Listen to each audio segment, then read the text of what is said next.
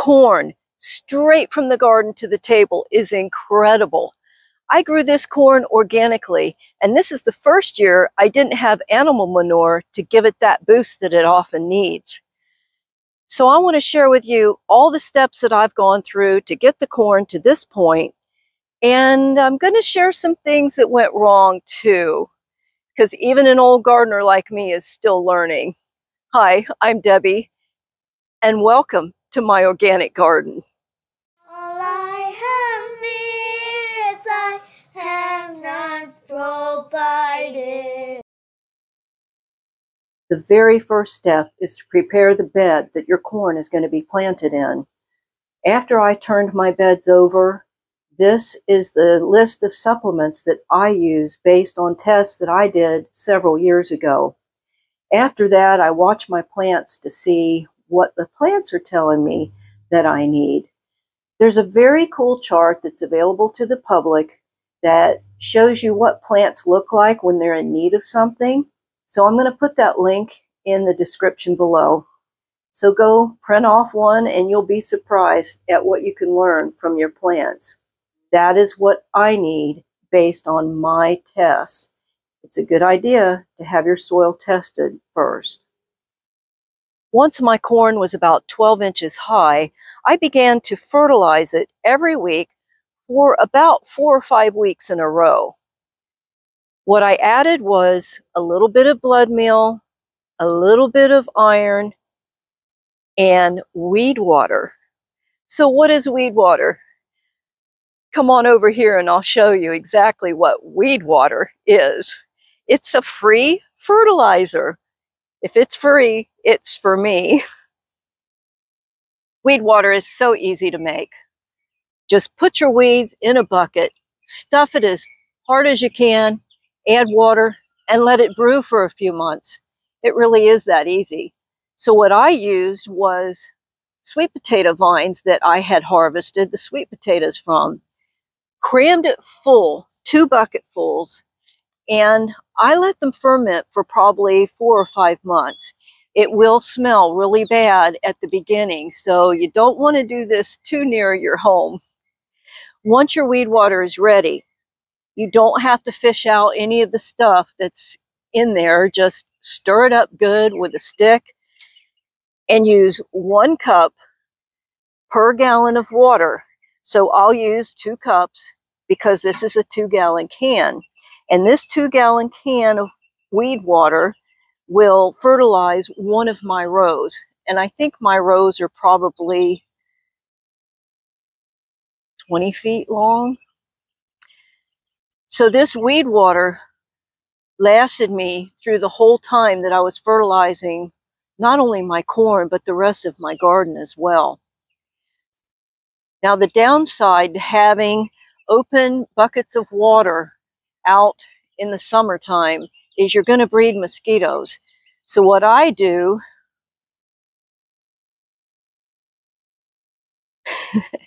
I put these in each bucket. This is called a mosquito dunk, and it kills any larva that hatches in the water. And it has a dual purpose. It attracts the mosquitoes to this water and it kills their larvae. And it really does help keep the mosquito population down around our home. We have several of these buckets of just plain water around our home. And it really does work. I'll put a link in the description below. I'm wearing this shirt because the corn really irritates my skin. You'll have to see that video I made about the fashion statement that I make in my garden. Sometimes things happen that you have no control over. And the thing that happened to me was a terrible rainstorm with lots of wind. I've inserted some video here to show you what happened and what I did to remedy corn that had been knocked over by the wind. And as you see, it's doing quite well. So take a couple of minutes and watch what I did to fix that corn. Has this ever happened to you? The corn is growing up beautifully, and then a storm comes through and knocks it all down. When things like this happen, my favorite prayer to pray is, Lord, How do you see this? And then I get quiet and I listen. If your corn has been blown over, you don't have to give up. You can bring it back up, and I'm going to show you how to do that.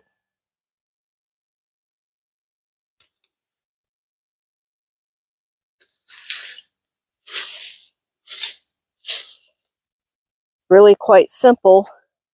Just gently lift it up. Embrace it with the dirt around it.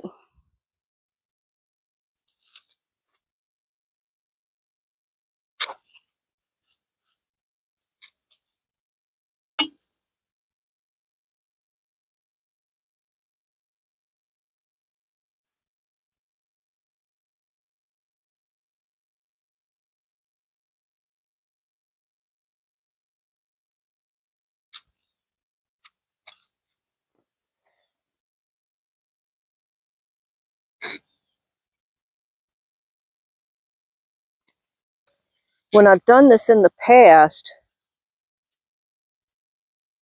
the corn will actually start to right itself. So if it's not perfectly straight up and down, it'll be okay. All I can do is try.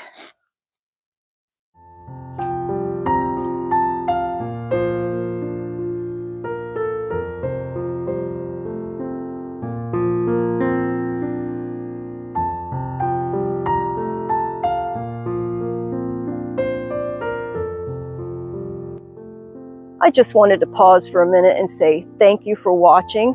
If this was helpful, give it a thumbs up and be sure to subscribe, because I garden year-round and I'd love to share what I've learned over the last 25 years with you. Well, I'm a sight, but it was worth it. The corn looks great. I just hope another windstorm doesn't come through. I just want 3 or 4 more weeks and the corn will be completely ready. And corn is usually the last thing that I harvest in my spring garden. And it's that way this year. But my corn is maturing during the month of June. I did delay the planting because I didn't want the seed mixing with the bodacious corn. That ended up failing anyway. But the advantage is June starts our rainy season, and corn takes a lot of water, especially at this stage. So with the help of our summer rainstorms, I'm going to have really good, juicy corn. Walk through the corn with me. I want to show you what it looks like and how the ears are starting to develop. Let's do it before my allergies really start acting up. Okay, let's go down there. I'm going to show you the Buell corn and the Silver Queen corn. So this is a stalk of Buell corn. This is going to make a nice ear. This one will probably not develop into a full ear. We'll just have to see, but experience has shown me it probably is not going to. I seldom get 2 ears to a stalk. In fact, not every stalk of corn makes an ear. This guy is only about shoulder height, whereas the one right next to it is probably about 6.5 feet tall. So that's just the variance of one stalk to another. So I will average about 1 ear of corn per stalk. Now, one of the things that I look for at this stage every single day is I'm looking for beetles and worms that like to get down into the ear of corn through the top. Sometimes they'll go in through the side. And the way I take care of that is I wear my gloves out here and I just squash them right where they are. I did make a short video on how to look for worms in your corn and how to squash them. So take a look at that one. It's not very long and it's pretty helpful. So this is the Buell corn on this side. This is the Silver Queen corn. You see, down at the end, they still did not want to stand completely up, but they will bend upwards toward the sunlight. And I think that I will still be getting some ears of corn from those stalks. But here is a typical ear that's developing here in the Silver Queen. Notice how dark green that these leaves are. The iron has helped with that, and there's no dark edges along the edge. If you start seeing brown on the tips and around the edges of the leaves, you're not watering your corn enough. So get out there and be sure you water it. If you are using overhead sprinklers, go out there and poke your fingers in the soil after you think it's done and make sure that you watered it enough. Overhead sprinklers can fool you into thinking you've given it plenty of water when maybe it still needs more. I used to send my children out into the corn patch and have them hand water the corn, and I would set a timer because I would forget about them and leave them out in the corn patch until they finally came in and said, "Mom!" Now you notice the beautiful yellow blooms here.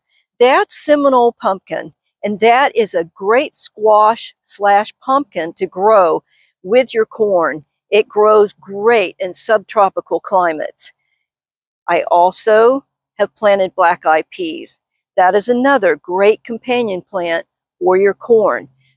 But remember, black-eyed peas need a lot of sun. So don't plant it over in the middle of your corn where it's not going to get any sunshine. I plant my black-eyed peas on the outer edges of my corn patch. So I have a row here and a row back over there at the other edge of the corn. There are some plants that don't grow well with your corn, and I had to learn the hard way this year. So let's go over to another little patch that didn't work out for me, and I'll show you what didn't work. This is what's left of the bodacious corn that I planted first. It didn't make corn very well. In fact, we only got about 4 small servings of corn out of it, and it should have been at least 3 quarts of corn. So come on in closer. I'm going to show you what I did wrong. When I planted the bodacious corn in these 2 beds, there were volunteer dill coming up. There was volunteer tomatoes coming up. I thought it would be fine because in the past, I have had tomatoes come up in the corn and it didn't seem to bother the corn.